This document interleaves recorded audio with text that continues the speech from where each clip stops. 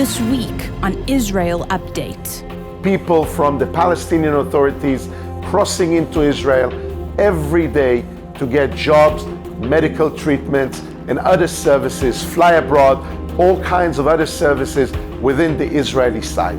The heart in all of this is to be able to give you a clear picture of who Jesus is as it was prophesied and foretold. It's for us to be able to be equipped in every way to be able to show people through our lifestyle, but also through our knowledge, who Jesus is.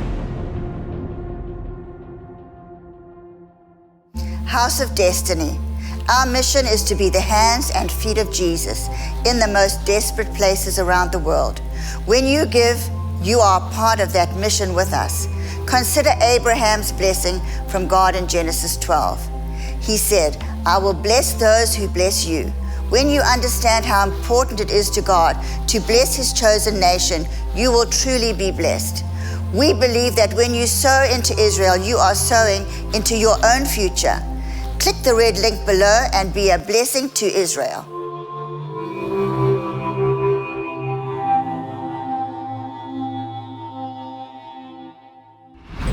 Welcome back to Israel Update.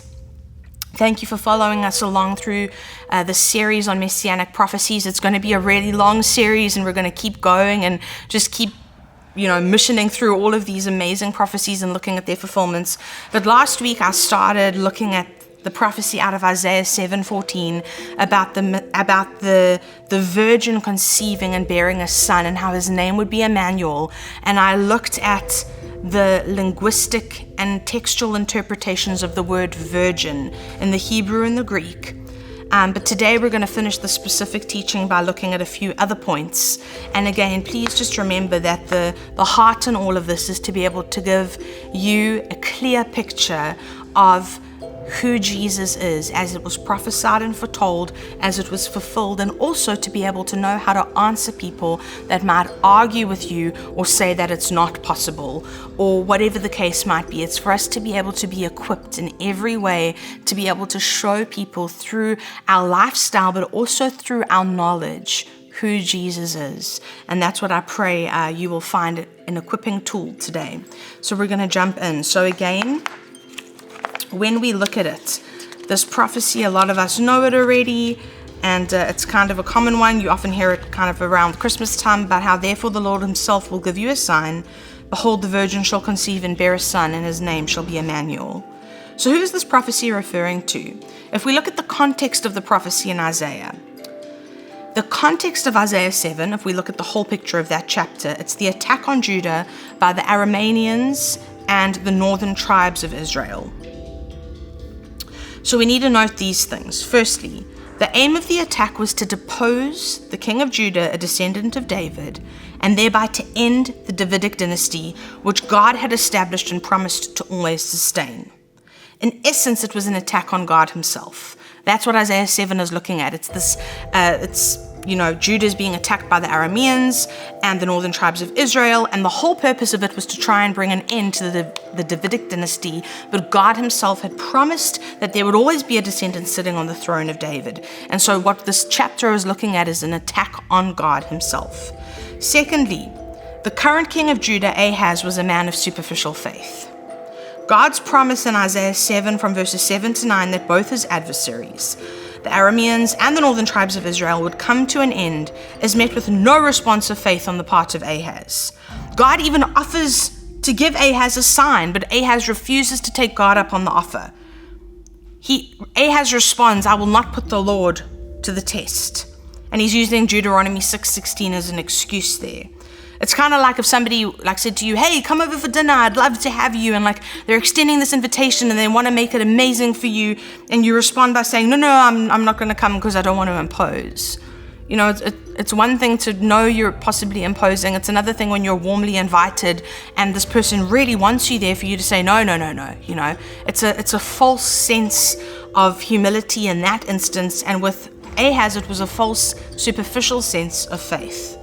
God promised him, he said, "I'm going to deliver you Ask me for a sign and I'll give it to you. Ahaz says, no, I'm not going to put you to the test. So he quotes back Deuteronomy 6:16, but in this instance, this doesn't please God, because what God is looking for is a response of faith on the behalf, coming out of the heart of the king. Thirdly, with some exasperation, God then addresses the entire house of David, and he used plural pronouns there, which meant he was not only addressing Ahaz. And God takes the initiative and gives the sign of the Alma, the virgin, who will give birth to a son and call him Emmanuel. Because the sign of Emmanuel is meant to be a sign to Ahaz of God's deliverance of Israel, we can say that it was fulfilled in Ahaz's day in the birth of a particular person who was born to a young woman of marriageable age after she was married. The person, though not named Emmanuel, which we spoke about previously, about how this name Emmanuel, Jesus being called Emmanuel, God with us, was really speaking about his nature, his character, in the same way that God gave Solomon the nickname or the other name Jedediah. Although Solomon was never called by that name, it was speaking of something about the character and the favor of God over his life. So this person, though not named, Emmanuel, was a sign that God was with his people in delivering Judah. It almost does not matter who this person would have been. Ahaz and his court would have known. Yet the prophecy doesn't end there, because it was given to the entire house of David as a whole. So remember, this was not God just speaking to Ahaz. The response that came out of God, using plural pronouns, in Hebrew, when you look at it linguistically, there's male and female. When you're speaking and reading it, there's male and female pronouns that you use, and then there's singular and plural. For instance, if we were in English, we would say we, and that means, all of us. In Hebrew, anachnu is we. There's a collectiveness, and if you're addressing somebody, there's different ways that you say things based on whether it's a group of women, whether it's based on a group of men. There's a whole bunch of different ways that you say things and that you speak. Even your responses and your questions to how a person's doing, you answer it and ask it differently based on whether the person is a male or a female, based on whether you're addressing one person or a group of people. So over here, the way God was speaking would have been very clear to the Israelites and to anybody reading it that understood Hebrew. He's addressing all of us. So that's how, that was the context of the prophecy in Isaiah. So now if we look, how did Matthew use the prophecy?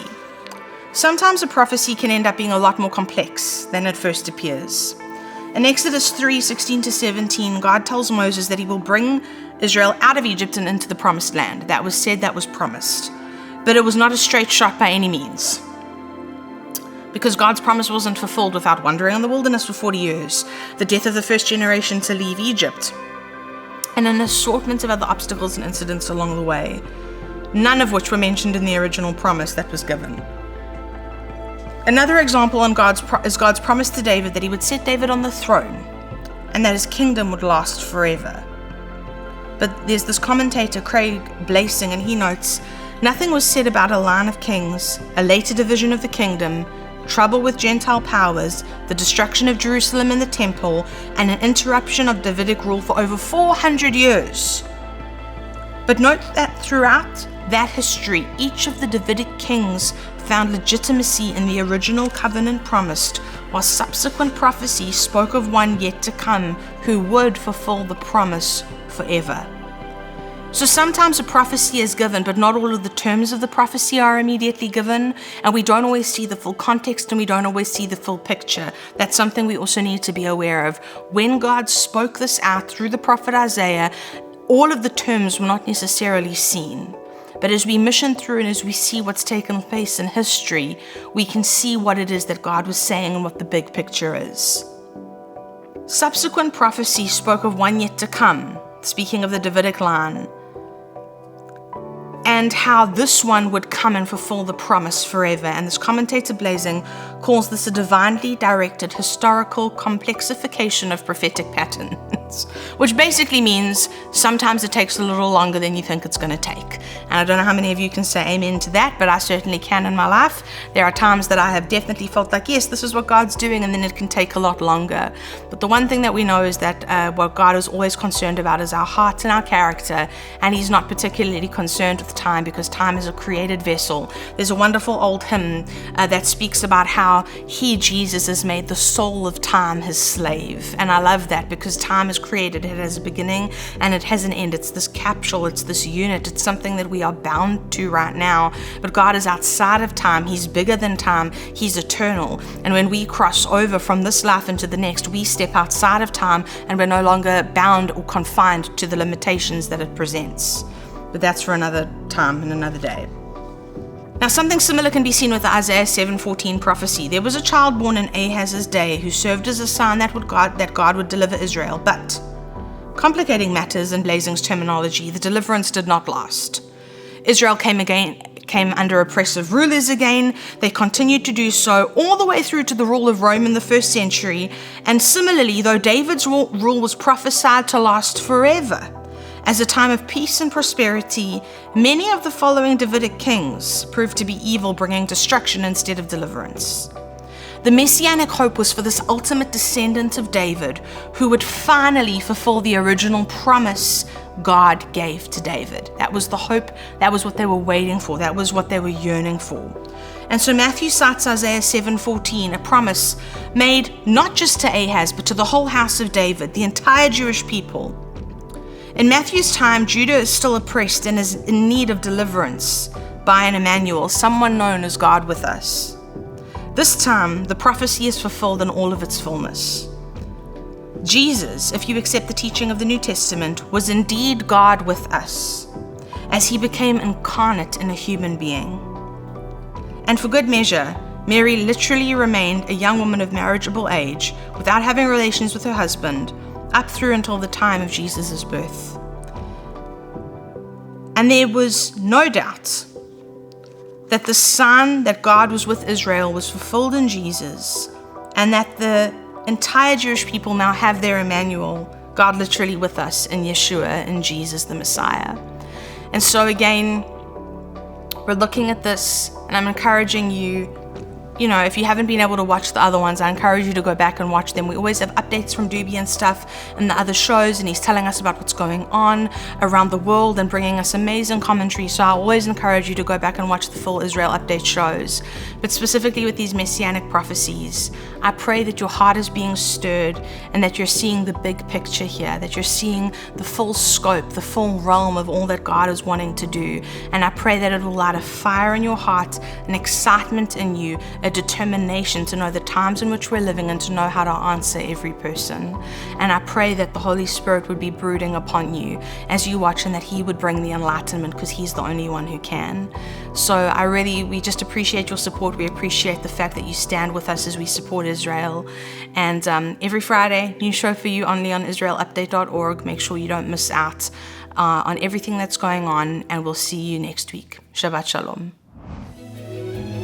Israel Update is brought to you by the generous supporters of the Israel Partnership.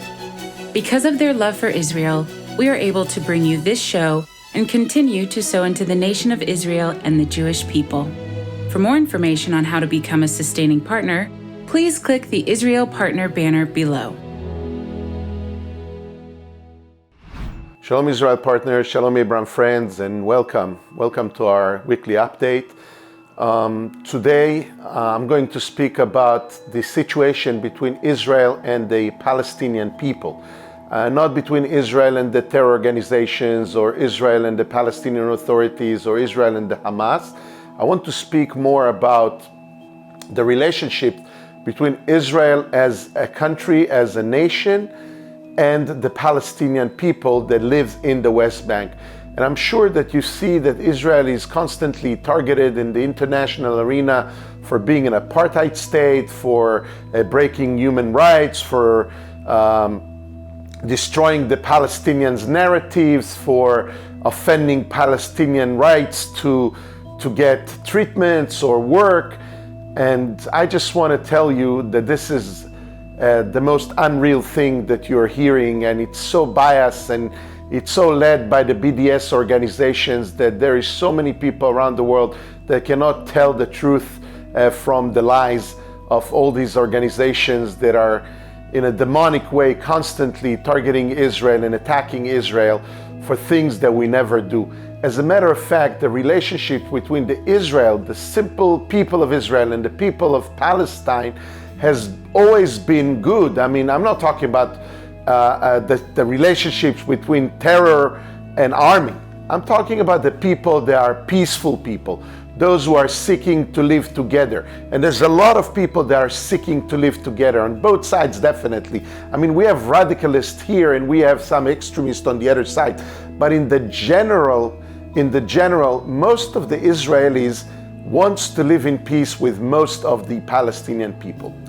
And the proof is that every day, thousands, dozens of thousands, if not hundreds of thousands of Palestinians from the West Bank, within the PA territories, within the Palestinian Authority territories, and also within the Gaza Strip in some cases, are coming into Israel for an array of services.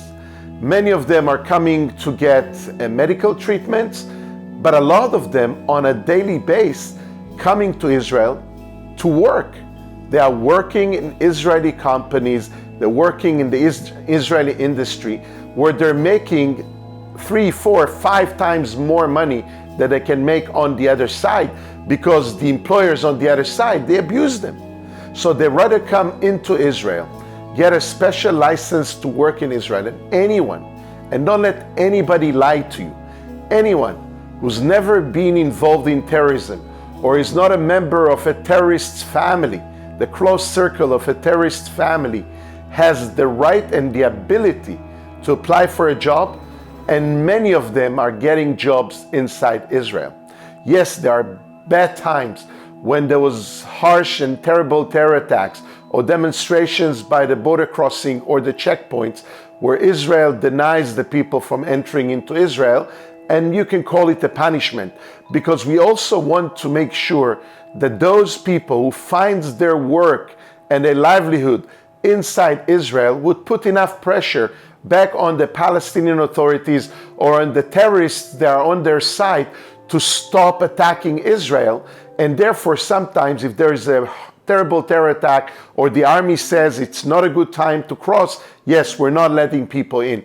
But I would say that 360 days a year or 350 days a year, people from the Palestinian authorities crossing into Israel every day to get jobs, medical treatments, and other services, fly abroad, all kinds of other services within the Israeli side.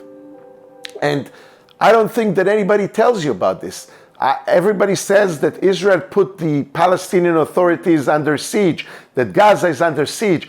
It's not true. Yes, there are troops and soldiers that are trying to prevent the unbelievable, cruel terror attacks from the other side when they send a suicide bomber or they send rockets and missiles into Israel. But you have to separate that from the daily life. There were many, and there still are many factories and many employers within the Israeli side that they want to use Palestinian people with high work morality, with high labor morality, people that likes to work. They are hardworking people, the Palestinians in general. I mean, for many years, before all the intifadas, we used to live together side by side without any hinders and without any problems.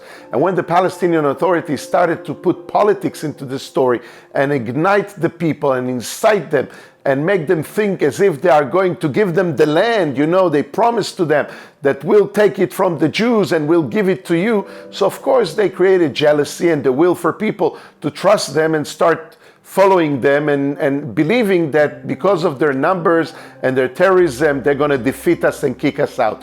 But once the people realize that we are here and we are here to stay, many families and many people are just looking for having their daily bread on their table, and they care a lot for the fact that they can get it in Israel.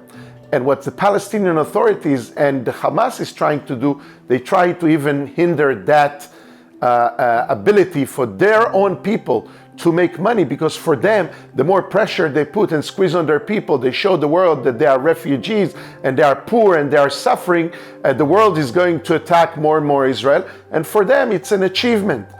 But the matter of fact is we have to encourage this being together, this sharing and shared effort for Israeli employers and for Palestinian employees to work together to bring food to their table. And we believe here in Israel that through this economy, you know, that when a father and a mother can go out and work and provide food for their children, there's much less motivation for the child to listen to the bad people who whisper on their ears and offers them $100, $200 just if they smuggle this bomb and put it inside a bus within Israel. Cross the border, jump over the fence, take this bomb, or kill yourself and your family will get food on their table for the rest of their lives.